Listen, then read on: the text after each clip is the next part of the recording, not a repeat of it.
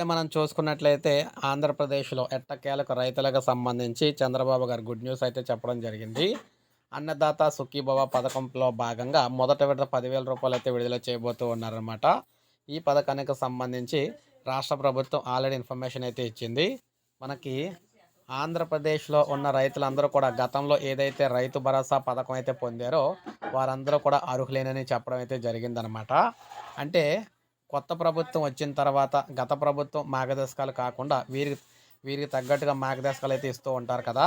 అందువల్ల ఈ ప్రభుత్వం ఏం చెప్తుందంటే గత ప్రభుత్వంలో అర్హత పొంది ఎవరైతే ఉన్నారో వారందరినీ కూడా అర్హులుగా అయితే తీసుకుంటామని, ఎవరిని కూడా పేర్లైతే తొలగించడం అయితే జరగదని చెప్పారు. అయితే వారందరికీ కూడా ముఖ్యంగా ఎవరైతే పీఎం కిసాన్‌కి సంబంధించి రైతులుంటారో వారికైతే ఖచ్చితంగా ముందు వరుసలో అయితే వారుంటారని చెప్పేసి చెప్తున్నారు. మిగిలిన వారు ఎందుకంటే కేంద్ర ప్రభుత్వం కేటాయించిన వ్యక్తులు ఎవరైతే దాదాపు 40,00,000 మంది అయితే ఉన్నారో వారందరికీ కూడా ఈ అన్నదాత సుఖీభవలో భాగంగా డబ్బులైతే అందరికీ ఇమ్మీడియేట్‌గా అయితే పడడం జరుగుతుంది. మనకి ఏప్రిల్ నుంచి.